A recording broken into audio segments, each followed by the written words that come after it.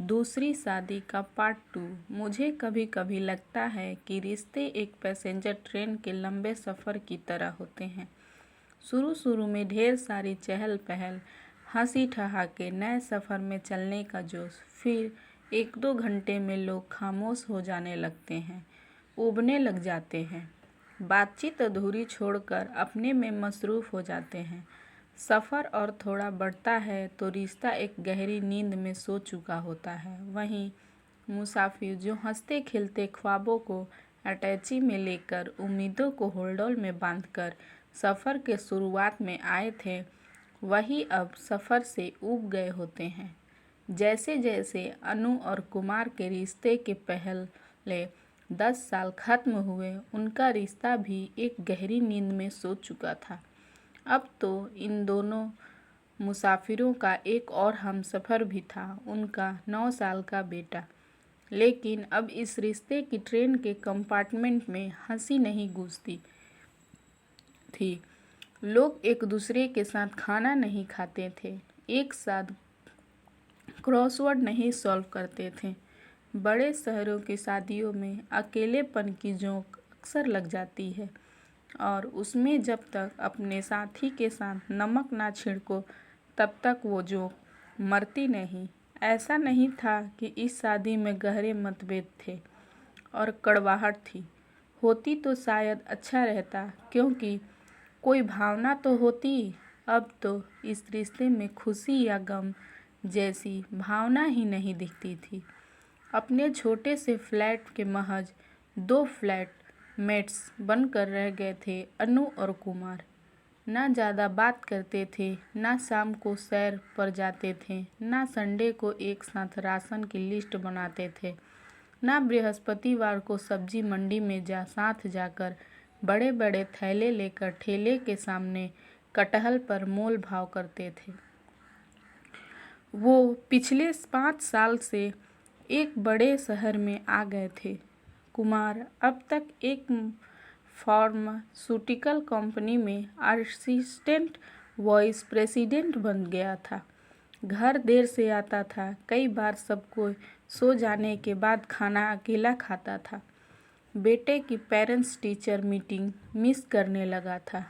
घर के बगल वाले पार्क की बेंच पर 4 साल से नहीं बैठा था।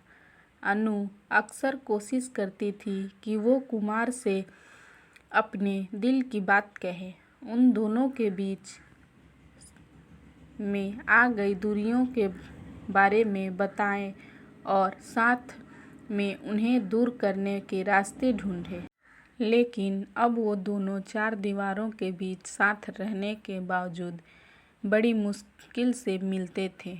अनु अक्सर याद शहर की अलसाई दोपहरें याद करती थी, नदी के किनारे बिताई गई खूबसूरत शामें याद करती थी, अक्सर अकेले में रो लेती थी। ऐसे में कुमार के दफ्तर में एक दिन एक नई लड़की का अपॉइंटमेंट हुआ, नाज़नीन। कुमार के अब तक 2 बहुत अच्छे दोस्त बन चुके थे, एक्सेल सीट और प्रेजेंटेशन। अपना सारा वक्त तो इनके साथ बिताता, और जब इनके साथ नहीं होता था तो ये सोचकर वक्त बिताता था एक्सेल सीट और प्रेजेंटेशन में क्या होना चाहिए। जिंदगी बस नंबर्स का एक खेल बनकर रह गई थी। कुमार हमेशा से ऐसा नहीं था।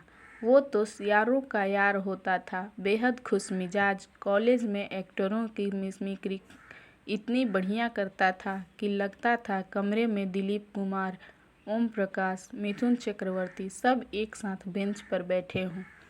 गाना गाता था। हैंड रेसलिंग में भी जब किस्मत और थोड़ी सी चीटिंग का साथ मिल जाता था तो चैंपियन होता था। दोस्त ये कहते थे कि इस पागल आदमी का जन्म तो लोगों के चेहरे पर मुस्कान लाने के लिए हुआ था, और फिर न जाने कब सब बदलने लगा। शायद MBA की डिग्री उसकी उम्र कैद का ऑर्डर बन गई थी। वो कैरियर की उड़ान तो बखूबी लेने लगा गया था, पर खुद को कहीं बहुत पीछे भूल आया था। अब वो अनु से दिन भर की छोटी छोटी बातें शेयर नहीं करता था, पर अब ऑफिस में कोई ऐसा आ गया था जो उससे छोटी छोटी बातें करना चाहता था, वही छोटी छोटी बातें जो वो अनु से नहीं कर पाता था। नाज़नीन याद शहर की ही थी, कुमार की टीम में ही शामिल कर दी गई थी। नाज़नीन नौकरी सिर्फ अपने हस्बैंड की मसरूफियत और एक खाली खाली घर से भागने के लिए कर रही थी। काम की वजह से कुमार और नाज़नीन एक दूसरे के साथ बहुत वक्त साथ बिताने लगे। वो कुमार से इस तरह की बातें करती कि कल क्रिकेट मैच देखा, अचार खाओगे, याद शहर से अम्मी ने भेजा है। तुम्हें पता है हमारे मोहल्ले में हिंदू मुस्लिम का कहीं कोई सीन नहीं था। होली पर हर साल डैडी का सर से पाँव में लाल पीले रंगों में रंगा जाना और एंड में उनका कुर्ता फटना तय था। हर साल का ट्रेडिशनल था। अच्छा, इतना गुमसुम क्यों लग रहे हो? वो गज़ल याद है? चुपके चुपके रात दिन आंसू बहाना याद है? कुमार की ज़िंदगी नए नए लम्हों से भरती जा रही थी। जैसे जैसे हफ्ते गुजरे, कुमार की ज़िंदगी में एक्सेल सीट और प्रोजेक्टेशन के बाद इस तीसरे दोस्त नाज़नीन ने अड्डा जमा लिया था।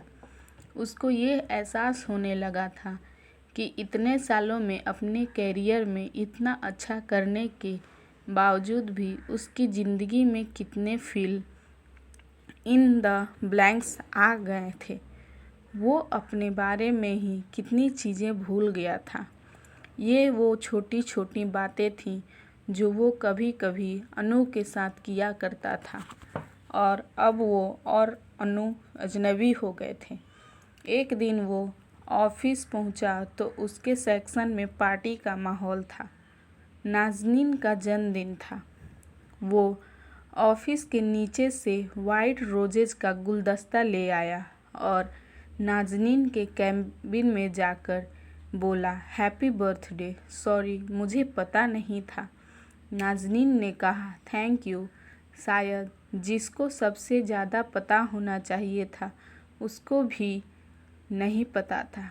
क्या इतना मुश्किल होता है एक हस्बैंड के लिए अपनी वाइफ का बर्थडे याद रखना? सुबह मुस्कुराते हुए उसे एक फूल देना और हैप्पी बर्थडे कहना, दफ्तर से जल्दी आने का वादा करना। यूं नो कुमार, मैंने अशरफ से कहा आज हम लोग कहीं डिनर पर चलेंगे, क्या कहता है? हम वीकेंड पर तुम्हारा जन्मदिन सेलिब्रेट कर लेंगे। आज उसकी कोई अपॉइंटेड मीटिंग है। जो ऊपर वाले ने फैसला करके भेजा था उसे आज एक क्लाइंट ने बदल दिया था। मेरा बर्थडे ही चेंज कर दिया। कुमार सुन रहा था और उसको लग रहा था जैसे उसकी अपनी ज़िंदगी के फ़ोटो फ्रेम उसकी आँखों के सामने चल रहे थे। पिछले 10 सालों में शायद 5 बार अनु के बर्थडे की शाम को वो किसी अनजान अनइम्पोर्टेंट आदमी के साथ बिजनेस की कोई फिजूल बात कर रहा होता था। क्या इतना मुश्किल था उसके लिए अपनी वाइफ का बर्थडे याद रख पाना? सुबह उसको मुस्कुराकर एक फूल देना, हैप्पी बर्थडे कहना, दफ्तर से जल्दी आने का वादा करना। दोस्तों, यही होता है अक्सर अब रिश्तों में। घुट लोगों को रिश्तों से वो पहले जैसा नशा नहीं मिलता। जब अपने लिए सबसे ज़रूरी लोगों को हम इतना फॉर ग्रांटेड ले लेते हैं कि गैर ज़रूरी लोग उनसे बहुत ज़्यादा ज़रूरी बन जाते हैं। नाज़नीन की खाली खाली ज़िंदगी सिर्फ़ एक दोस्त की बताई हुई कहानी नहीं थी, एक आईना थी। कुमार की अपनी खोखली दीमक खाई हुई बिन बात पर तन्हा हो गई ज़िंदगी का अगले दिन घर पर कुमार और दिनों से भी ज़्यादा चुप था। दाढ़ी बनाते बनाते रुक गया। बड़ी देर तक खुद को सामने आईने में देखता रहा। शायद उस अक्स को देख रहा था जो बहुत पहले एक नदी के किनारे सीढ़ियों के पास दफन करके आ गया था। बाहर बच्चों की आवाज़ें आ रही थीं। अनु नाश्ते के लिए बुला रही थी। कुमार को नाज़नीन की कही हुई बातें याद आ रही थीं। जब किसी मामूली बात पर तुनक के अशरफ ने उससे 2 दिन तक बात नहीं की थी। जब मेहमानों के सामने अशरफ ने उसे झिड़क दिया था, ऐसा लग रहा था जैसे नाज़नीन कुमार को उसी की अपनी कहानी सुना रही हो। वो अशरफ थोड़ी था, वो तो कुमार था। ये रिश्ता एक मांस का लोथड़ा बन गया था जो वो अपने साथ घसीट रहा था। कुमार जानता था कि फैसले की घड़ी आ गई थी। अब या तो दवा करने का वक्त था या इस रिश्ते को काटकर फेंक देने का। वो दफ्तर पहुंचा। लंच के बाद नाज़नीन उसके कैबिन में आई और बोली, मैं थक गई हूँ कुमार, बहुत कोशिश की पर अशरफ और मेरा रिश्ता कब ख़त्म का हो चुका था। अब मैंने और उसने इस पर कोर्ट की मुहर लगाने का भी फैसला कर लिया है। तुम वो गलतियाँ मत करना जो अशरफ ने की। अपने रिश्ते को बचा लो प्लीज़। कुमार ने मेज़ पर पड़े कागज़ के 2 पन्नों को देखा और नाज़नीन से कहा, तुमने देर कर दी सलाह देने में। नाज़नीन, मैं अपना फ़ैसला पहले ही कर चुका हूँ। याद शहर की फ़्लाइट सुबह 9:30 पर थी। फैमिली कोर्ट में शाम 4 बजे आने को कहा था। घर से एयरपोर्ट तक कुमार और अनु एक शब्द भी नहीं बोले। कुमार के चेहरे पर कोई भाव नहीं था। फ्लाइट से उतरी, टैक्सी में बैठे। एयरपोर्ट से उनके घर की ओर जाने वाली सड़क से टैक्सी बाएं मुड़ गई। अनु ने कहा, ये किधर जा रहे हैं? गाड़ी अच्छी दौड़ी एमजी रोड पर फर्राटे से चली जा रही थी। सिविल लाइंस के बगल बाएं से मुड़ी और करीब 10 मिनट में याद शहर के बाहर नदी के किनारे बनी सीढ़ियों के पास पहुंच गई। कुमार उतरा। उसने अनु को गले से लगा लिया। बोला, आई एम सॉरी, मैं बदल गया था। मुझे फिर से वैसा ही बनना है। हेल्प कर दो मेरी।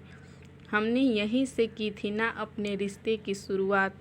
चलो फिर एक नई शुरुआत करते हैं। हैप्पी बर्थडे अनु। अनु और कुमार नदी के पानी में अपने पांव डालकर बैठ गए। हाथों में हाथ और आंखों में डूबता सूरज। दोनों एक दूसरे को खामोशी से देखते रहे। फिर कुमार बोला, कम से कम अब तो मेरा हाथ कसकर पकड़ सकती हो। 3 घंटे में कोर्ट में हमारी दूसरी शादी है। बस इतनी सी थी यह कहानी। तो फ्रेंड्स, आई होप आप लोगों को मेरी ये कहानी अच्छी लगी हो। तो प्लीज़ इस वीडियो को एक लाइक कर दीजिए और मेरे चैनल को सब्सक्राइब कर दीजिए ताकि मैं ऐसी ही वीडियो आप लोग के लिए लाती रहूं। Thank you for watching. Please support me.